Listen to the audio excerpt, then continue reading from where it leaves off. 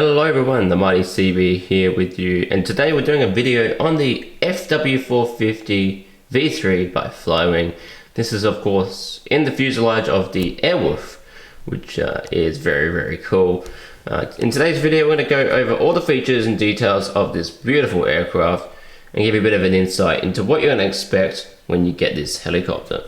Now of course this is from Motion RC, link to that will be in the description below.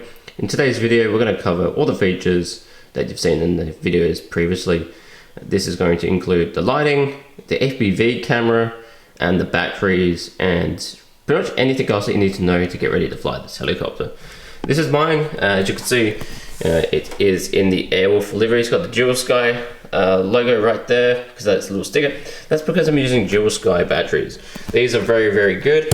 Have telemetry on them as well, and they fit perfectly in the chassis. Right, so what I mean by this is this battery is telemetry. By pressing this button, I can actually get a readout on what the percentage of the batteries are. As you can see here, it's just about 30%. The one in the helicopter is about 100, so we can go over that and showcase that to you.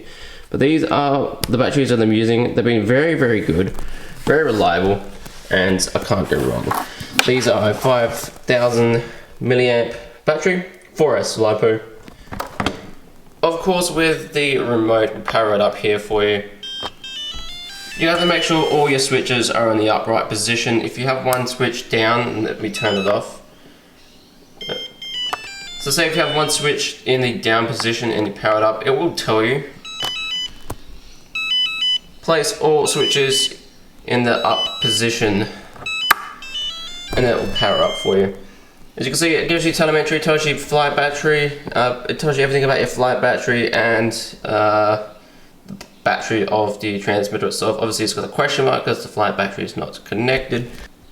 Alright, so you can see you have your stop and run, you have normal, O and 8. Normal is basically your normal flight, so the helicopter is going to be flying normally. If you go to O, it's going to start pointing in at a position and do an orbital circle around that area, which is pretty cool. 8, that's pretty self-explanatory. It would do a figure 8 and it will be on course and just follow itself until you flick it off. Over here we have home, GPS, and 3D. Home is basically, it has returned to home within its configuration of its flight computer, so it can actually do return to home just like a drone. So you like your DJIs, if at any point in time you lose signal, your transmitter runs flat, you go too far away and you don't know where it is, which you normally will keep it in your VLOS, visual line of sight. That's why I don't really do much FPV flying, because I want to have constant visual of my helicopter. I only do it if I really want to just test it out. But if you lose visual line of sight, you can flick your switch from GPS to home. Helicopter raise about 10 meters or so in the air from its position and go up pretty high and then come back to you and land in the position that it took off from, around about. GPS is pretty self-explanatory. It does auto hover and it maintains its altitude and does that all via GPS. If you're hovering though and you're not moving around a lot, it does draw a lot of power, so you just want to be careful and make sure you're actually flying it around and enjoying it, rather than being in a central hover position, because that will unfortunately drain your battery pretty quickly, and then you'll see that well, you wonder why your flight time's not the best. 3D mode is going advanced, and you can go into 3D and you'll start to find that you're flying the helicopter yourself, and you're going to maintain your collective and basically flying like a real helicopter, maintaining the altitude yourself and all of that, which I've actually done the secret feature and I've got it into a different mode. Guys, bear with me, I'm a bit sick, sorry about the editing that's going on, there's a lot of it. Damn you locking me out, fuck you. Unlock, you piece of shit. So in your fly modes, home is 2000, so that's your return to home. That's the feature for it to activate return to home. In GPS 1500, that is your GPS mode. However, I've done the secret for feature and in 3D mode changed it to ATT mode and put it to 1400. What that does is it turns it off from GPS. However, what it does though, which is really cool, is it keeps it to auto hover. So the helicopter will not have GPS, so it will start to drift from its position, but it will maintain its altitude. So that disengages that, which is pretty cool. So if you're wanting to fly around and get a bit more, I don't know, speed and a bit more versatility out of the helicopter, going into ATT mode will be pretty cool for you, and you can do it, and it'll be safe because you're not having to rely on your collective. It will maintain its altitude. It just disengages GPS. So definitely worth trying out that feature. So that's what we've got there. And then the other one is obviously normal and inverted flight, which yeah, I wouldn't do inverted flying with a scaled helicopter like this. That is not, I wouldn't see an air flying inverted. That would look pretty weird in my opinion. So, but that said, that's pretty much it. So yeah, this does have return home. So low voltage meter, if that goes off and it senses the battery is low, it will return to home. If it goes out of range, it will return to home. If anything goes wrong, it returns to home pretty much. So it does have that, which is pretty cool. So it's like a drone in a helicopter body basically. So it has all the safety features to prevent you from crashing. When starting up, I advise that you go into GPS mode, get rid of satellites. You have a green light at the top, you have a yellow light at the top here that will be flashing. That will indicate that it's getting GPS.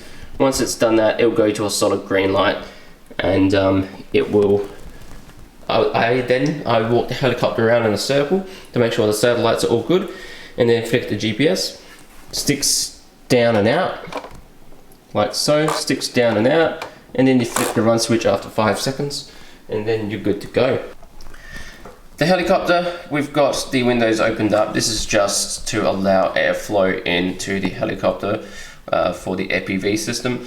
No, it doesn't affect the CG, but I haven't had any issues thus far in regards to that. You open it up by pushing the tab, and doing this one-handed with the camera is interesting, and then it opens up. We have a little fan inside. It's just like a little 9-volt fan that we've got in there, plugged in with a 9-volt lead. This is just so that we can keep the VTX cool. I've got a 9-volt battery put on the side of the flight battery. As you can see there, it's just nice and snug, nothing new. And yeah, that is just sitting there at this point in time. I'm going to open up that a bit. There we go. So that's just the 9-volt battery is just chilling. It's not really in the way. Doesn't affect the sensor gravity either. And I just got that velcroed on the side of the flight battery. VTX, that's the one thing that gets really hot. I've noticed over my years of flying. At this point in time, I would say definitely having a fan makes a world of a difference. Zoom it over there. So that's the VTX. That's for that there is for the EPV system. This is what does all the flight programming and stuff, and allows you to actually see the footage in the goggles. Camera I've got mounted up on the battery tray. This is just purely just a spot that is kind of probably the best spot for it, and it has a nice view outside of the helicopter as well. I've done a lot of tests to make sure that it works, and yeah, that's where I've got it situated at this point. Pull the battery tray down, and then it flicks out. Move this out the way, and then it comes out and it's hooked onto the VTX, and it's just sitting on the battery tray just like that. Off to the side, flight battery is connected with a XC60 connector, which then goes off into a smaller connector for the VTX, and then it runs off into the flight battery. So that way into the ESC. So this will connect into the ESC like so. This one will go to the VTX, power that, and then you got power for your FPV camera, and then you have power for the main battery, and then that is running all the lights, which is just situated at the back. If you can look through the back there, it's a bit dark. All right, so unfortunately my recording died. It stopped recording, which kind of sucks. But this is a photo of the setup that I've got at the back of the tail boom. As you can see there, you've got the connection that goes into the receiver. That is located directly on the bottom of the frame of the helicopter, so it's a very hard spot to access. As I said, you've got that little clip there on the right, because that little L-shaped thing. You push that and the tail boom comes out. You have to unscrew the helicopter frame from the chassis of the Airwolf fuselage, and then it all comes out, and then you flip the helicopter upside down, and then you got the receiver located on the bottom. I'm not too sure exactly what slot I've connected the lights to. It may be 3 or 4. But there is only a couple spots that are available when you do get the helicopter. So any one of those spots is fine to plug your receiver into. It's not going to have any effect on the flight parameters of the helicopter. I certainly haven't noticed any sort of issues flying it. There's been no issues whatsoever. So any spot that's free on the receiver, plug your lights in, and that is fine. And then they're all going off into like a Y, all teeing off and Ying off into different sections of the helicopter to go from landing lights, navigation lights, all the way through to like the beacons on the top. So you can see there's a lot of wiring going on there, and that's all the lights. But you can pretty much run that through, and you can see all the cords running off into the back of the receiver there. So that's where that is located. Well, guys, that's come to the end of this walkthrough of the Flywing FW450 V3 Airwolf. I hope you guys enjoyed the video. Thank you so much for taking the time and listening and seeing what I've done to the helicopter. I will be doing a flight very soon out at the park, showing you all the features and what it looks like in the flight. So that will be very exciting. So stay tuned for that. Until then, we are going to wrap this up. If you have any questions, please leave them in the comment section below. Join the Discord server, which is in the link below as well. And yeah, we'll see you guys around. Thank you for watching.